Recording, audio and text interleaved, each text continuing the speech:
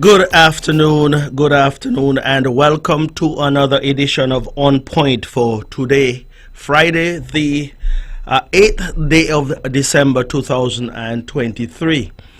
And of course, it is always my pleasure to come here on a Friday afternoon. My name is Alexis Jeffers, and I'm the host of this program. And it is truly an honor and a blessing to come here every Friday afternoon. Well, minus a few afternoons when I was unable to come, but at least I try my very best to come every Friday afternoon during my lunch hour from 1 p.m. to 2 p.m.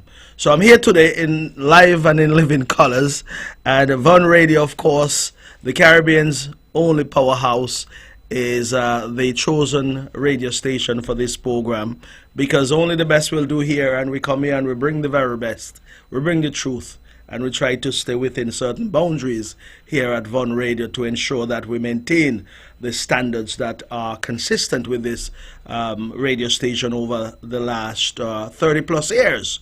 And so this afternoon we'll get into our program, but before we do, let me shout up all those who are listening. Of course, we do have followers here on the island of Nevis, on St. Kitts, here in the Federation of St. Kitts and Nevis, of course. Indeed, down in Statia, Sabre, French and Dutch St. Martin, the U.S. and British Virgin Islands, the United States, Puerto Rico as well. I miss Puerto Rico because we do have citizens there who, of course, have said to me that they do follow, and when I don't come, they miss me as well. In the United States, of course, the eastern seaboard, they were right across to the west, all throughout the Midwest as well. We do have citizens of St. Kitts and Nevis, but more so students and persons who are living in these areas from the island of Nevis. I want to say good afternoon to you. In the case of California and those other states along the western seaboard of California, I believe it's still morning, so they're about 3 or 4 hours behind us here on in the Federation of St. Kitts and Nevis. Indeed, we have followers up there in Europe, England, in particular. It's afternoon there, and I want to say good afternoon to those who are having a nice little break, having their crackers and tea, of course. And over in Asia, all those students who are there who might be up still studying or just up for some reason, I say good morning to you, because it's just after 1 a.m. in the morning there on a Saturday morning. So I have covered the entire globe, I suppose, because, you know, with technology these days, you can be here in Nevis, but you're being heard perhaps in the North Pole or the South Pole. So all over South America, we have been heard all over. Welcome one and all. At this point in time, let me actually, express any sympathies express my sympathies to anyone who are in the bereaved column at this point in time. I believe this afternoon, though, is the funeral for a jumper, that fisherman that would have passed just over a week ago. I believe the funeral will be held up there at the Pastor Cooley's church. I forget the name of his church, but Cecil Bartlett, Pastor Cooley we call him, right up there above Hosford's. That's where the funeral would be this afternoon, and anyone who can attend, kindly go and show your support to the family and to render your last respects as well. Indeed, in sad times there is always happy time as well. People who die, people born, people living, and while you're living, you're celebrating life in terms of your birthdays or anniversaries. And so at this point in time, I want to express my best wishes to Mr. Lovell Jones. He's called Lalbo here on the streets of Nevis and throughout the diaspora. Everybody knows Lalbo, DJ Lalbo, and his beautiful wife, Monica Jones. Monica is a Jeffers, but when you get married as a lady, you adopt the last name of the husband. So she's now a Jones, but she's originally a Jeffers and will remain a Jeffers, she will tell me. So Monica and Lalbo, they celebrated their anniversary yesterday. I believe she told me it was the 21st anniversary. Boy, 21 years, that's a long time. But they've been together for that long, and I wish them many more years of blessings in marriage, and of course they are a shining example for all those who are looking on. So happy anniversary to you, and those who would have celebrated a birthday throughout this week or even today. I don't have any names on my paper here with me, but I want to express my best wishes to you and wish you many, many more years of celebration. I always say as well to celebrate in a way as if to suggest it's your last. It may not be your last, it may be your last.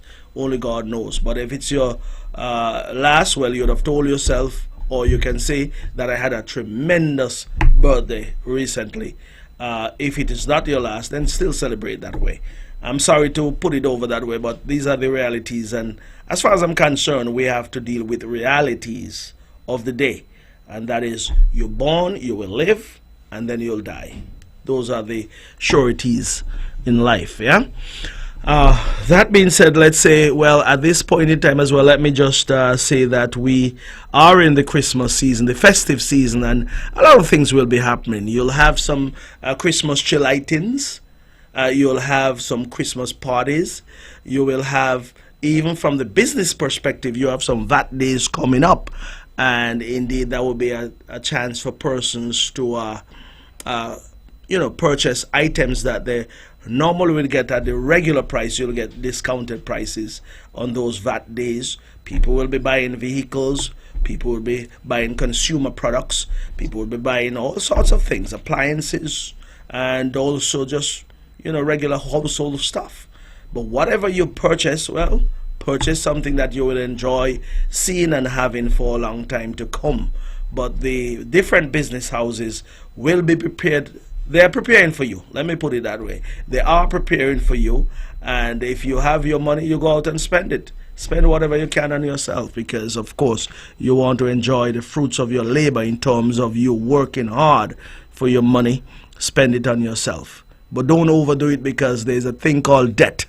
And that's DEBT. You don't want to run into debt trying to or overextending yourself to get into debt, whereby you'll have challenges thereafter to come out of those debts. So you want to be as prudent, as frugal as you can, but also try to get what you need if you can. I know some persons would save monies from January all the way down to December. I believe the old-fashioned way of saving is still there, meaning those Christmas savings account, I believe. I'm not so sure, but if they are, then many divisions, I'm sure, would have utilized that particular means by which to save some. And whatever you have, spend it, but also be cognizant of the fact that you don't want to run yourself into difficulties after the Christmas season is over. And so, be responsible accordingly. Yesterday or last evening, we would have seen the culmination of the 2024-2023 budget for the Nevis Island administration. And of course, I would speak a little bit more about that a bit later on.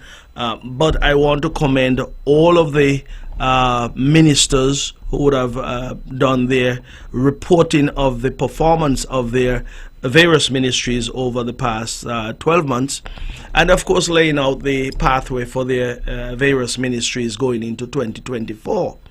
I don't have the specifics today, but I intend to get some clips as I go along, because I believe there's some very good reporting that was done over the 3 days. I believe it was Tuesday, Wednesday, and Thursday.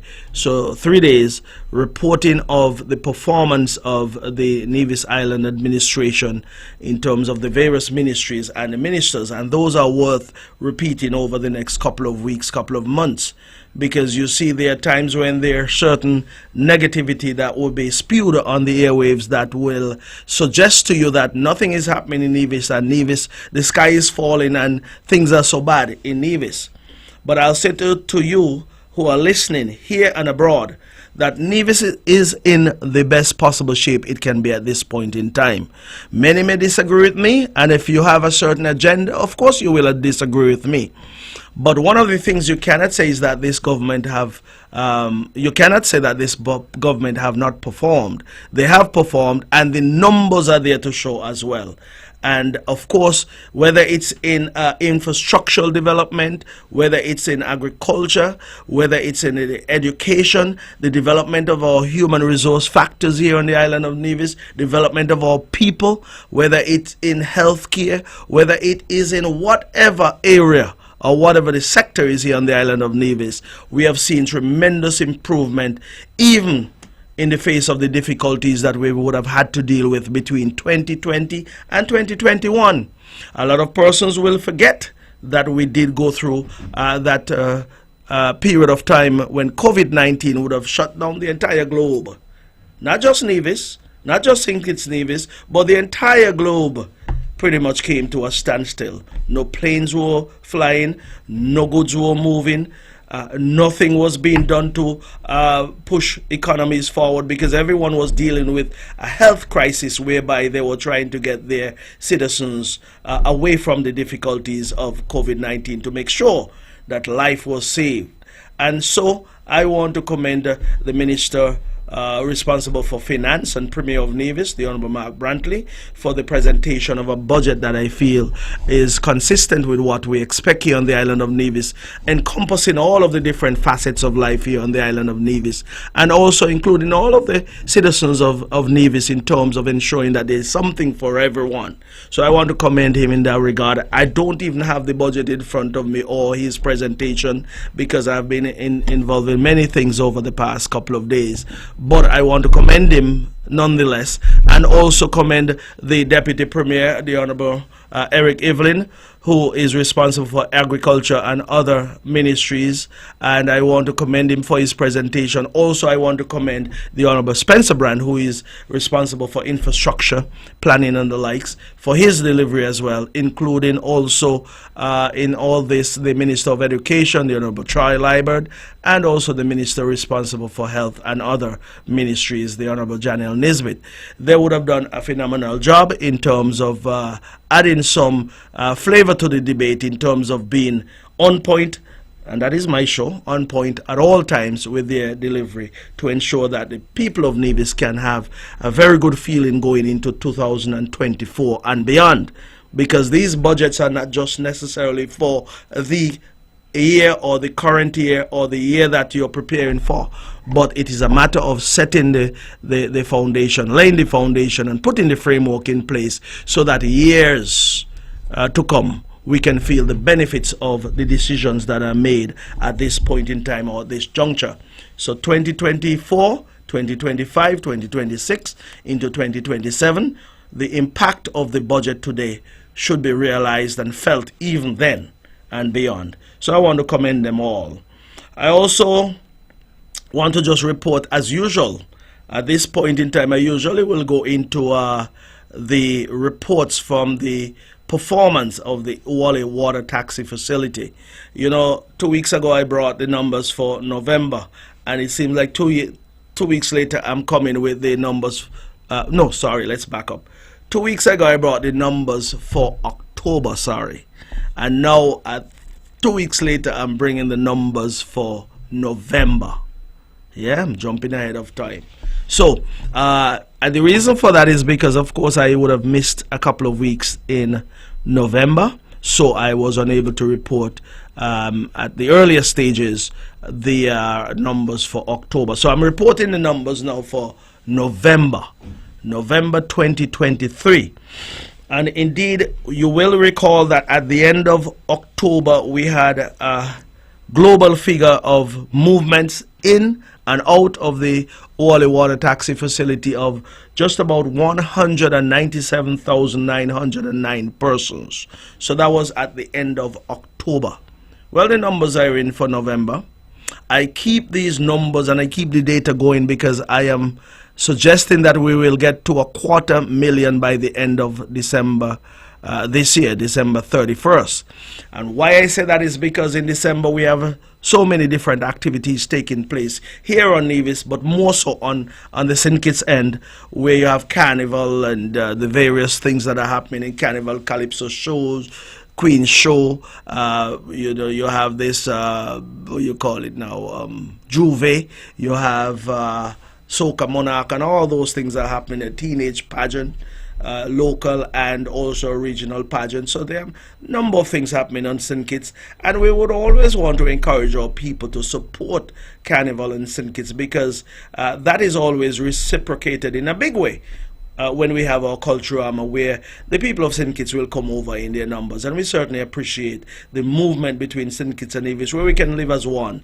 You know, we have our trials and tribulations and difficulties and all of the arguments, but when it comes to having fun and frolicking, our people know how to entertain themselves and entertain visitors as well. So I want us to go across and support all of these shows, because if we do that, there'll be some circulation of resources. Monies will be circulating on St. Kitts and on Nevis, because of course in Nevis you probably would buy your outfit to go down, and then you go down, go to the show and purchase a ticket and buy drinks and eats and whatever the case might be. So it is a win-win for everyone. The booths and so forth over on St. Kitts would want your patronage, and indeed the water taxi operators and the boat operators out of Charlestown would also need your patronage as well to make some money during the festive season. So I was speaking about the numbers. So here we go. Sorry. For the month of November, persons leaving Reggae Beach coming into Ouali, we have a total of 10,392 persons would have come across from St. Kitts to Nevis using the water taxi facility. And going out, we had a total of 10,345 persons for a global figure of 20,737 persons. So when you add that to the 197,909 persons who traveled in and out of the Ouali water taxi facility up to the end of October, you add that 20,737, you get a grand total of 218,646 persons. 218,646 persons. Now, I did a quick comparison because it's always good to compare previous data to the current data to see where you're headed. And of course, last year, November, for example, you had persons coming over from St. Kitts into Ouali, 7,225 persons, and persons going out, 7,014 persons, for a grand total of 14,239 persons. So when you subtract that from the 20,737 persons, you had a substantial increase this year of 6,498 persons. So that is a huge difference in terms of month over month, meaning last year, 2022 November, over 2023 November, a difference of 6,498 persons, an increase of that amount who would have used the facility over there. And I say that because when we built that facility, we may have had the vision that there will be usage of the facility, but of course it has exceeded all expectations. And persons might ask, well, why you come here and talk about it all the time? This is a revenue generating project, and when we talk about revenue generation, you have so many persons out there who are making money, and of course there is the multiplier effect as well. But in terms of who are making money, both operators make money, NASPA make money, and also those who are employed, they make their money. Social Security will collect their funds. Of course, those who have to buy equipment and parts and fuel and so forth, all those entities will get some sales. So you have a huge multiplier effect, because then the suppliers to these persons who are patronizing all of those vendors out there will also make money, whether locally or abroad. So in terms of the millions that have been spent so far, many persons and many entities would have benefited from this particular facility. And so we are proud as an administration for the efforts and the work that have gone into that facility. It's not yet complete, but it's nearing completion. But even though the talk is there that the facility is not complete, or completed, has not been completed, of course, we know that activities are taking place out there. The same time, in tandem with what is happening in terms of movement of boats, work continues on the facility, the building that is there. And I'm hoping without putting any time frame, that in very short order, even if it's a soft opening, that facility can be used for the sale of tickets and to have persons inside of it and feel good being there outside of the elements. But I speak of the elements, but I've traveled all over the world, even down to the British Virgin Islands and elsewhere. And you have difficulties as well in terms of that type of facility, having tents and the likes. But be that as it may, it is not going to be that way forever. And at some point it will be done, complete, and persons will have a chance to enjoy the environment and the amenities that are provided at that facility. But I cast my mind back at this point in time to the days when, you used to catch a ferry out of Nevis at 7 a.m. and you had to stay in St. Kitts until 4 p.m. And if you happen to miss that ferry at 4 p.m., that's it for the night. You have to find somewhere on St. Kitts or on Nevis, for example, to rest your head for the night. And then if you're on either one of the islands, you might get out of Nevis at 7 a.m. that following day. But if you're in St. Kitts, you won't get out of St. Kitts until 4 p.m. the next day. So a whole 24 hours later. And those were the challenging days that we had to confront back then. But over time, you have seen this incremental improvement in the ferry service, the amount of ferries that are available to us, the ease of transport. And now we have come to the point where multiple ferries are around, multiple boats, and they're running like the Uber service that we are familiar with, where you call an Uber and say, I want to get into Charleston from Gingerland, or you want to go to Newcastle, or whatever the case might be. And so these days you can call up a boat 5 minutes before you're ready to depart, and they're ready to take you out of their regular schedule. So you can move at any time, and I'm sure coming up this season, this Christmas season, there'll be multiple crossings because persons are moving, and I am so happy that we were able to provide this particular type of service to the Nevisian public, albeit at the same time keeping in mind that it was not meant to be that way because others had other plans. But we felt as a government that you must be inclusive in terms of anyone who have the resources and wants to get into that type of operation can do so, and not have it built in such a way where there is one operator, a monopoly is created where there is only one service provider, and so everything goes into one pot. But now the government have chosen this pathway, and it is working out. It is providing exactly what was envisaged from the get-go, where multiple persons, multiple operators, multiple recipients of the benefits that are being derived. And so I am so happy for that. Well, I spent some time on that. Let's move on. But I get kind of giddy up when I talk about it, because it is what it is. It is a project and a facility that has been made fun of all the time. A little rainfall and they put out a little videos of people getting their feet wet, but we get wet all the time. And when it's dry, it's nice, but when it is wet, of course, there is some inconvenience. But I will spend no more time on that, because I try to accentuate the positive when I come here and forget about the negative, because negative won't get us anywhere. You have a positive mindset, you'll reach to the top of Navy Speak, I'm sure, when it's all said and done. And that's how you always have to think. Think positive, because positive things come out of anything you do once you think positive, and that's a lesson for all of our young people. And before I get off of that, I'm not talking about the facility, but just a word of encouragement to our people, because there are times when you are confronted with misinformation, misleading information. I mean, information that you might misinterpret, whatever, misunderstanding. And there are some people who would come back and clarify and say, well, I made a mistake. I said something that was untrue. But there are certain fraction of persons here on the island of Nevis who tend to bring out all of the negatives, whereby it is meant to misinform you. Because here's the thinking on their part, that most Nevisians will not take up something to read. Not that we can't read, but most persons would listen to the radio and they get their information that way and they run with that. And that information become the cornerstone of their thinking. becomes the cornerstone of the way they operate and the way they dialogue with their brother or their sister or their neighbor or whomever. And sometimes you're running with the wrong information. The wrong information, because the information you got was meant to mislead you.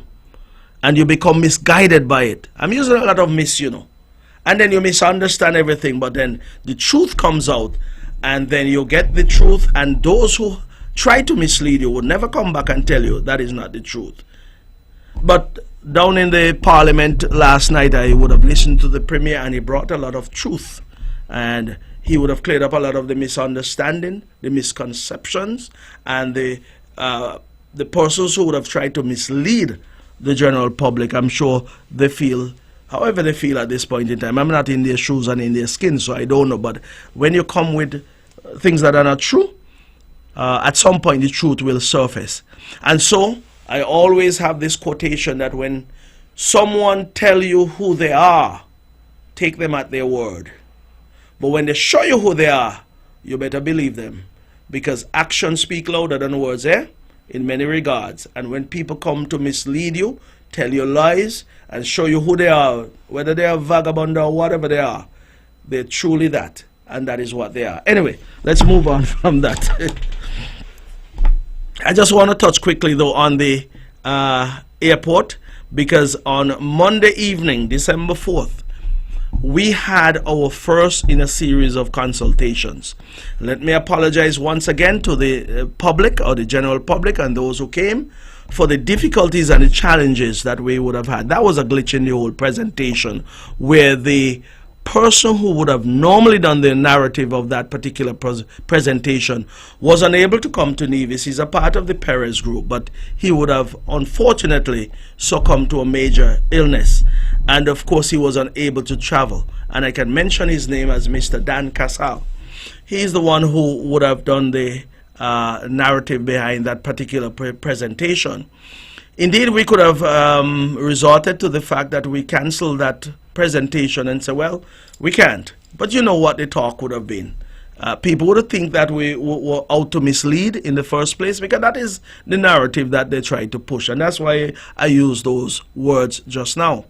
But we decided to go ahead with the presentation. And indeed, there are some persons who quite naturally would have understood what was being presented. Some who did not understand would have gone away with that type of feeling that, the presentation was short in many ways. But that being said, the content itself was there. And indeed, we intend to make the content available to the entire Univision public. It is a large document, so the team is putting that together, and we'll get it out to the general public accordingly, so that you can sit behind your computer and look at that particular presentation.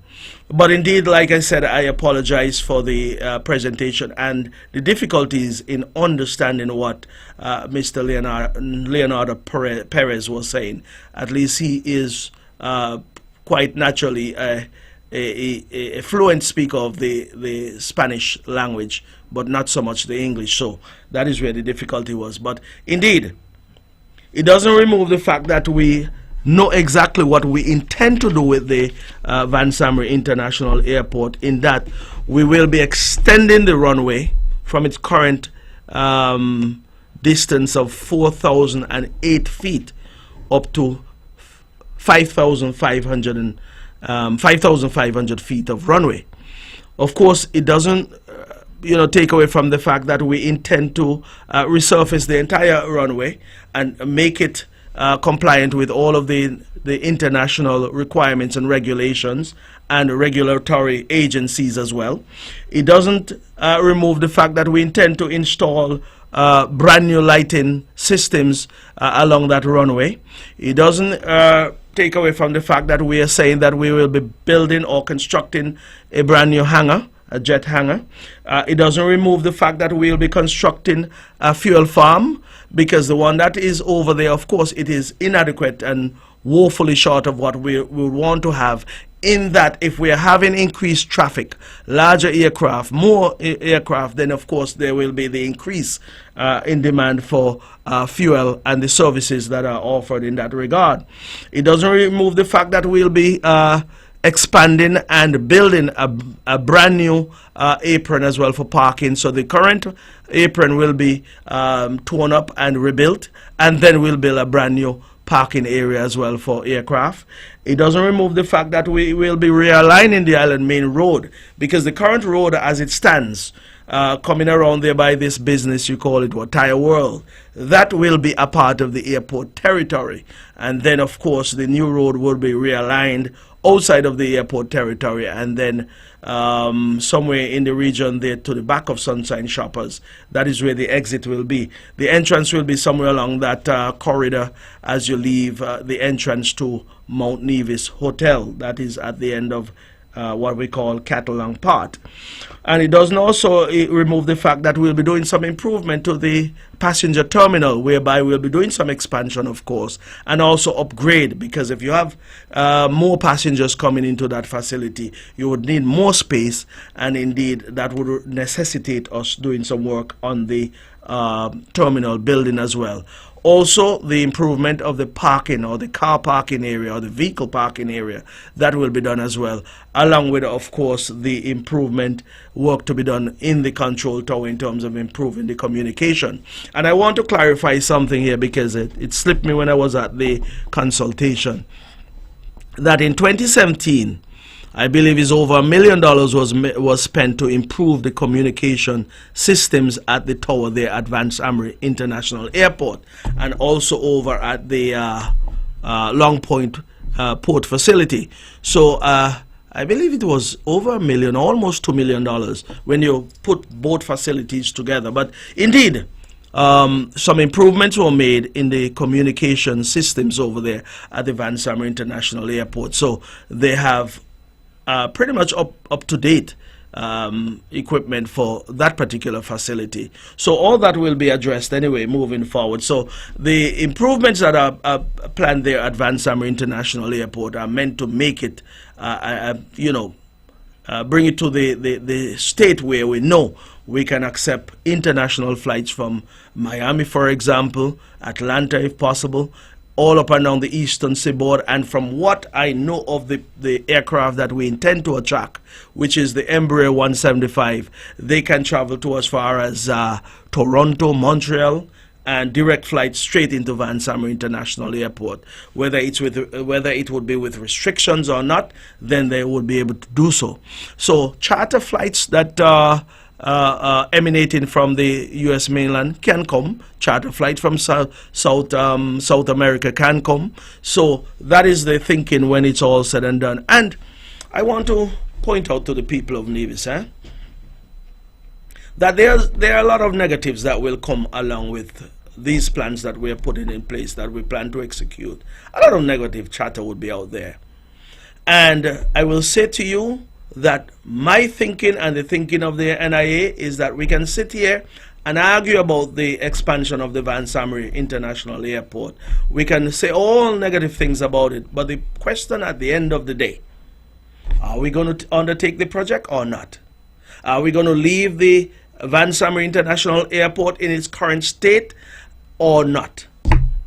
Are we going to leave it that way so that we can look at all of our neighbors around us and say, oh, they're doing this in that island, oh, they're doing that in the other? We can always sit and watch things happen, or we can pull up our bootstrap, roll up our sleeves, and make things happen. Well, I am a believer in making things happen. And ever since I know myself, I've been a hard worker. The Nevis Island Administration, the cabinet of the Nevis Island Administration is filled with persons who are hard workers and are genuine Nevisians who want to see the best for Nevis. And so we have all decided, let us roll up our sleeves, let's get to work, and let's get the work done over there at the Vance Amory International Airport. So when we look to our left or look to our right, we see things happening there, yes, but things are happening here too. When they are attracting 2 flights, we'll be attracting 4 maybe. Because one of the things I can tell you, an institution or property like Four Seasons, 99% or even almost 100% of their guests come through our neighboring airport there on St. Kitts. The question we have for our Nevisians, do we want our taxi operators to make some money here too? I say yes. Those days were there when they were making money when the American Eagle was coming out of San Juan, Puerto Rico, into Van Samry. They were all landed there. Not all, but most of them were coming there. A fraction of them were coming there. And taxi operators were moving back and forth. There were times when, guess who, you had to wait up there for a taxi to return. There were times when there wasn't even a taxi around because they were out there dropping off passengers to all of the different points here on the island of Nevis. But more so, let's concentrate on Four Seasons. Four Seasons continue to do a lot of business down there, group business that is. And if they continue to perform the way they are performing, barring any major difficulties or challenges down the road, I foresee Four Seasons bringing their guests through Nevis. In terms of logistics, it's a much easier proposition for them. And many of the guests that come to Four Seasons have never traveled on a boat. Some may very well like the experience, I don't know. But some certainly don't like it. And so people are now thinking, I want to travel from point A to point B. I don't want to go to point C and point D to get to point B. I want to go point to point. So I leave Miami, I want to get to Nevis. I leave Atlanta, I want to get to Nevis. Man, I want to leave from Germany, for example, and come to Nevis because those global 7500 jets can travel those distances. They're built to fly long distances to far-flung places. So we have to get in the game, and of course the revenue projection is there because once airlines are coming, of course there'll be a demand for the services that are being offered throughout the airport. There'll be increased employment, there'll be demand for fuel, there'll be parking fees collected, there will be landing fees, custom fees, all of the fees that are associated with movement of passengers and aircraft. The revenue will be there. So it's a no-brainer at this point in time that we get into the construction of this particular facility because it has been overdue, long overdue, and it's time for us to move Nevis to the next level of development. And development cannot happen if you don't have access to the island, connectivity to the island, and the ease of getting to the island of Nevis. Development won't come. We have seen some development, yes, but it will never get to our true potential if we're not willing to invest in these infrastructures to get our people to this island and to get all of what we should get from our effort in terms of our investment. So that being said, I anticipate that we'll have further discussions, further town hall meetings, and then we'll roll out the design for the airport, and then the financing will follow, and we'll go ahead and get the construction started. Many persons have told me I don't want to hear nothing more. Tell me when we're going to start the airport, that's all. And I agree with those persons. I wish I could tell them, though, that we'll start tomorrow or next week. But, of course, it is a process, and we're working towards that. So I want to thank all those who would have come. And once again, let me apologize for the difficulties that we experienced there.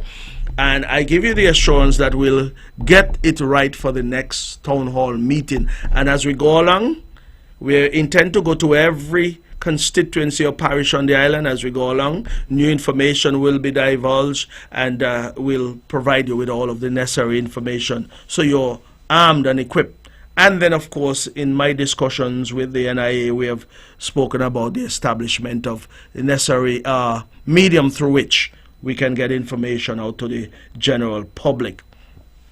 So that's that for the Van Samry International Airport. And like I said, we'll package the presentation to have it out to the Nevision public shortly, over the next couple of days, I'm hoping anyway.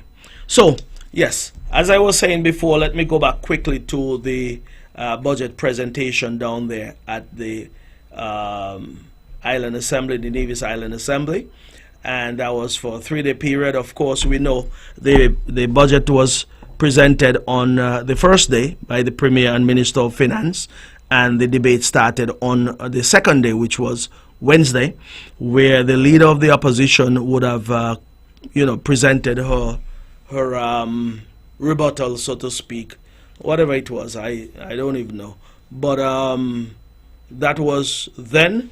And I want to say to the Nevision public that indeed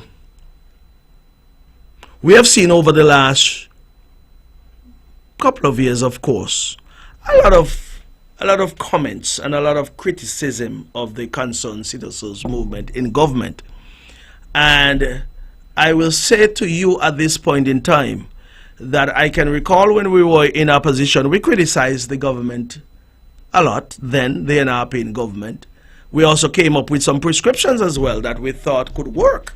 And whether they were taken on board or not, I can't recall. But I would say to you that in this current opposition, all I've been hearing from them from day one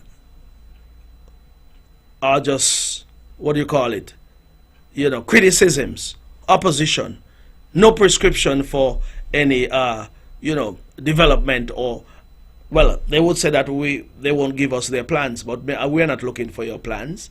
But if you, for example, expect Nevis to move forward and you want to show that if you were in government today, here's what you would have done, then of course that's what we expect from an opposition. And that is what we should have heard down there in the House on Wednesday. Some sort of prescription as to what you would have done as a government if you were sitting in that seat at this particular point in time.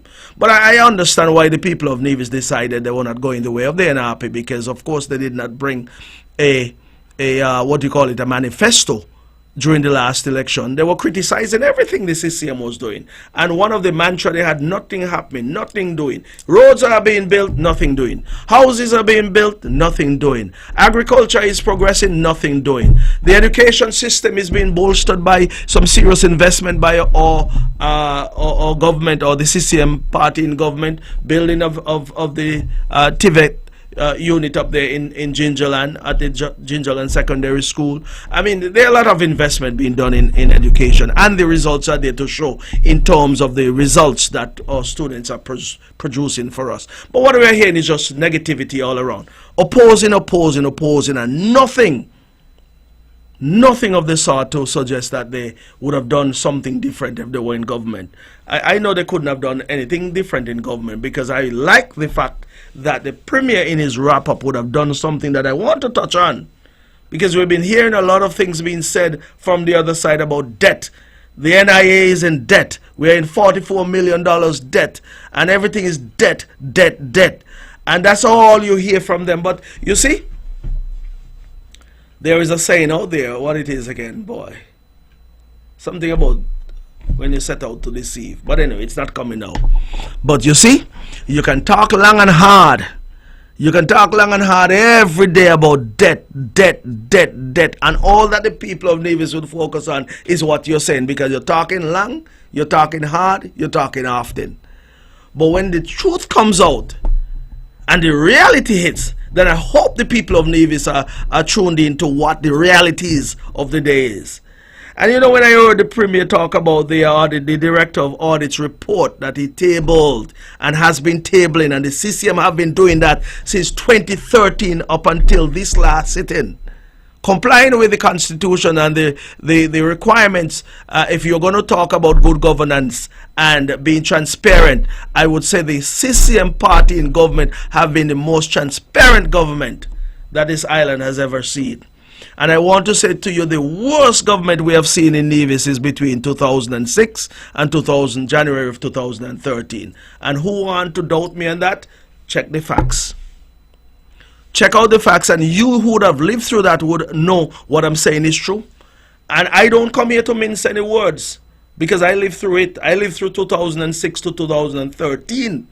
And I'm living through the years 2013 to present. So I know I can make the comparison. And many of you out there who listen to the other side would want to think that government just started in 2013. But listen to the facts.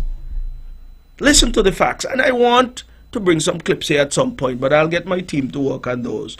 Right now I'm kind of a one-man type of gang, so to speak, but I'll get persons to get them together for me, you know, because it was quite revealing when the Premier would have said that over a 10-year period, the CCM would have added just $181 million to the debt, which is an average of $18.1 million per year. As against 6.5 years of the NRP, they added $158.9 million, which is an average of $26 million a year. You think that is not revealing? It is. And when you hear about debt, you think that, oh my goodness, $544 million happened on the CCM between 2013 and 2023 or end of 2023. But you understand what I just said. $181 million added over a 10-year period, average of 18.1 million. $158.9 million added over a 6.5-year period, an average of $26 million a year. Now who is managing? Who has the better managerial skills? Because you asked me what was realized over those 6.5 years. You got some roads, you got some housing, you got the NIPAC down there, you got some community centers. You didn't have COVID-19. You had a financial crisis in 2008. But guess what? Planes were still flying, people were still moving. Of course, Four Seasons was knocked out of commission. But compare that to the entire globe being closed down over the period when COVID-19, or in 2020 when COVID-19 was at its height. And then the recovery process was not a quick recovery. So you had to find a way to get to where you want to get to ensure that civil servants were still receiving their payment. Because, you know, civil servants, their payment is hinged and tied to their mortgage, tied to sending the children to school, tied to the household expenses and other expenses that they have to incur. So you could understand the calamity that could have ensued if the government decided we're not paying people, civil servants that is, their salaries. You understand the rippling effect that that would cause. And so we have to be smart about these things. And when you listen to people, dig deep into what they're saying. Because if you look at this, for example, and I wrote it down, 2006, NRP added $230 million to the debt. Well, let me back up. 230, oh yes, there was an increase every year. Every year. I jotted down some notes while the Premier was speaking, so forgive me a little bit. But 2006, $230.8 million. The debt stood at that at the end of 2006. 2007, $240.6 million. So that increased. 2008, $280.1 million. 2009, $319.4 million. 2010, $350.71 million. 2011, by the years when they were campaigning hard, $430.3 million. That's the debt. Came down in 2012, $402.6 million, and based on what the Premier would have said, that's the year when you had this little, not this little, but this land for debt swap. So you swap some debt for land. We had some debate around that time as well. And then, of course, in 2013, $389.7 million. But listen, not only these debts were climbing, the NRP wasn't paying the debt either. They were not paying Social Security. They were not paying the unit trust in Trinidad for those lands that were bought down there in Pennies, Nugent Heights, and those that were eventually sold out to Newfoundland. They were not paying their debt in Trinidad. They were not paying the Kuwaiti fund for the debt that we would have incurred when we constructed the Long Point Pier and also the upgrade to Charlestown waterfront. They were not paying the Republic of China Taiwan for debt that was incurred with the Republic of China Taiwan, monies that were borrowed. They were not paying persons who had those treasury bills. They couldn't afford to pay them. They were not paying the Caribbean Development Bank for the engine that was bought in 2004 up there at Nevlec also. They were not paying the fuel supplier. They were not paying anybody. As a matter of fact, the NIA itself was not paying its debt to Nevlec. So they were not paying their debt, but they were running up debt. And they're talking about that. Why you all don't keep your mouth shut when you all when you don't have anything sensible to say? But if you're talking about debt, the numbers are there to show that the NRP ran up debt and was not paying their debt. As a matter of fact, I'll say to you that in 2013, I recall that the monies that they borrowed from Social Security, $10 million to build those houses in Cherry Garden. You know, when we got into government, they got the money, they didn't sign a guarantee, they didn't sign any loan document, but they got a check. So when we got into government, somewhere around April, I was called to the cabinet room up here at Bath Hotel. Said that persons from Social Security are here to sign the guarantee and the loan document. I said, wait, well, how come the money don't spend half and we just assign for money? Well, it was not me signing, it was the financial secretary then anyway, along with the director of Social Security, managing director who came over. Well, they signed the document, but I was kind of taken aback and upset that $10 million was spent off, and there was no commitment made by anybody in the NIA, whether it's the premier then or whomever. Nobody signed for it, but we had to sign that. Government is continuous, that's fine. We signed it. But not even Social Security was being paid at that point in time. And all these other institutions that I mentioned, they were not being paid. We are still paying a debt that should have been paid off a long time ago to the unit trust down there in Trinidad for lands that were bought down there at Pennies. We're still paying that debt. But we're not running away from our responsibilities. But what I'm saying here is that when you're entrusted with certain responsibilities to govern the affairs of an island such as Nevis, where the NRP was entrusted with that responsibility in 2006 to 2013 January, you expected better of them. But you know something?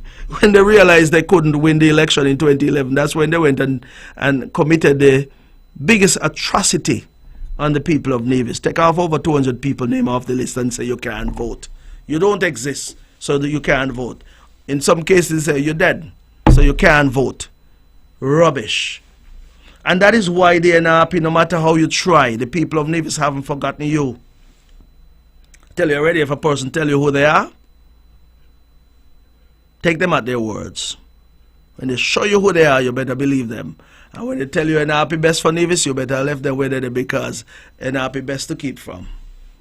Because when you look at these numbers, there's nobody in the NRP who could tell me that they could have turned any circumstances around that currently exist here on the island of Nevis. Here's why.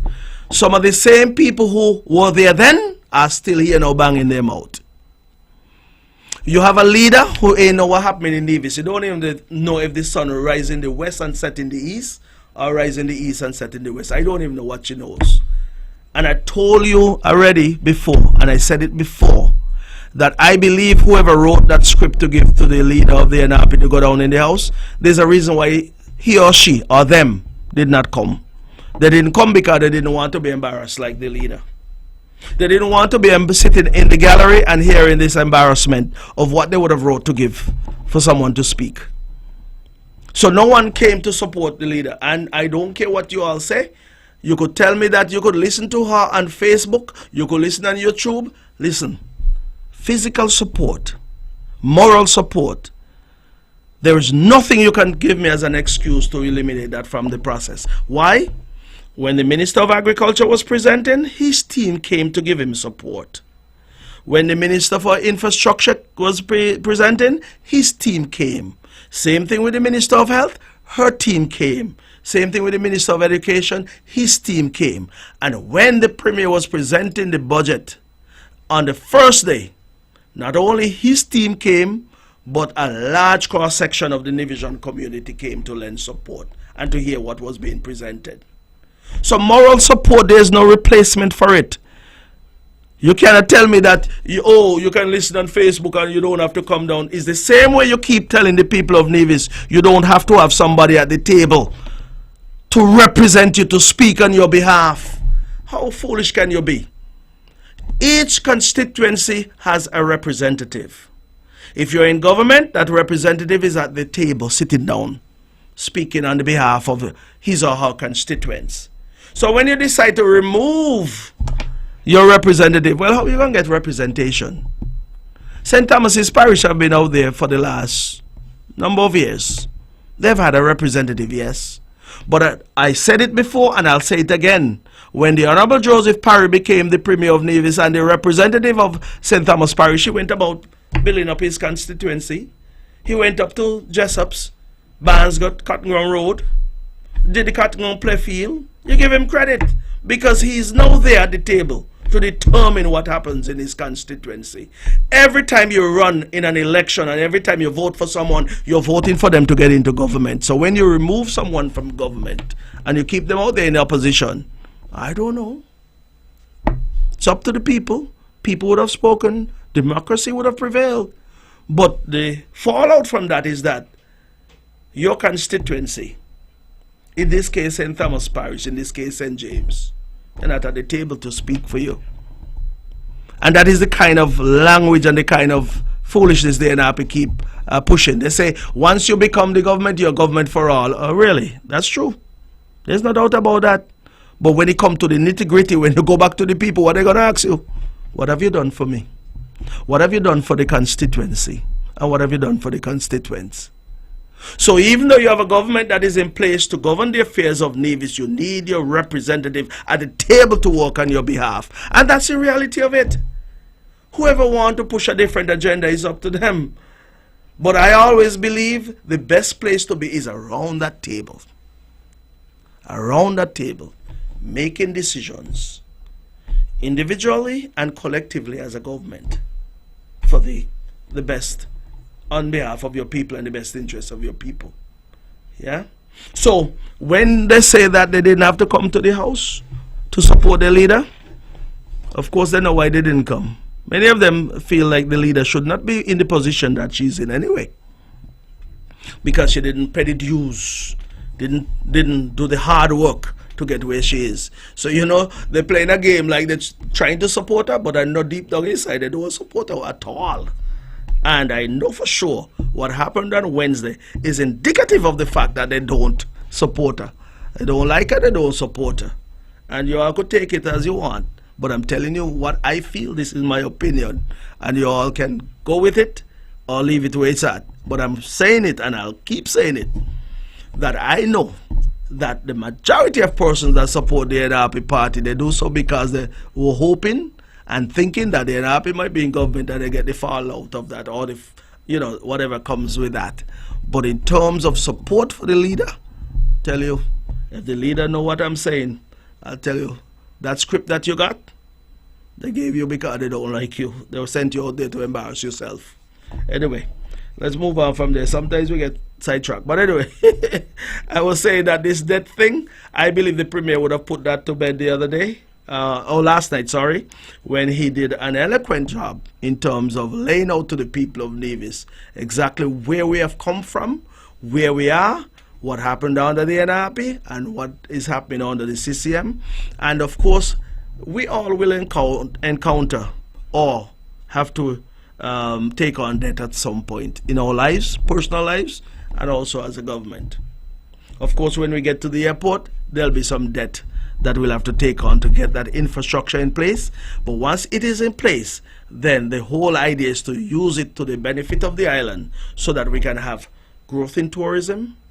You have movements of people, you have movement of cargo, and from that, you'll see the money flowing from that. And that is where NASPA, the entity that manages our airport and seaport, will certainly see some returns from such movement. So we are moving forward, and I believe that the island of Nevis will see its glory days over the next year or two.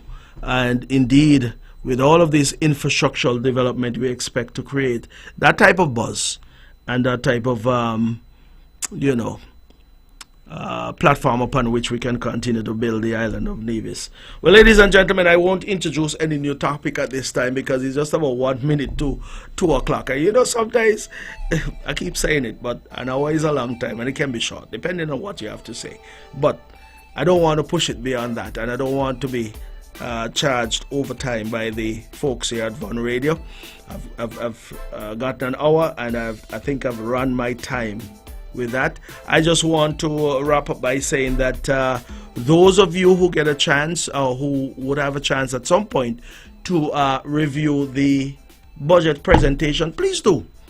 Please do. Information is power, and they say information is power, so grab it, my brother. Grab it, my sister, because that is how you will be able to, engage persons. And, when people are trying to mislead you, you'll hit them with the facts where it hurts, because the truth will always surface. It would always rise to the surface. So, that being said, I had a lovely time today. Every time I don't talk, I'm hungry. So time to go and eat. I want to thank you for listening this afternoon.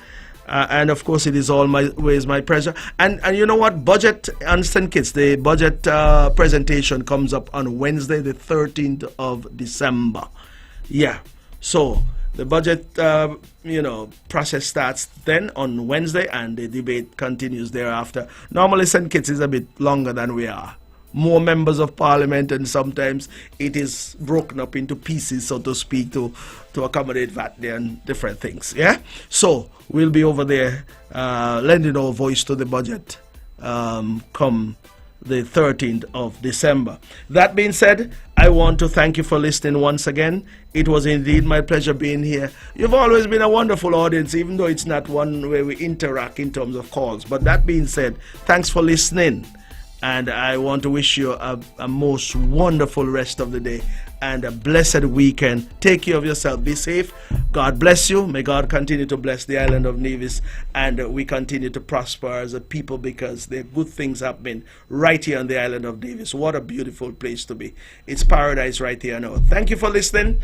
God bless you. Have a wonderful weekend. Bye-bye.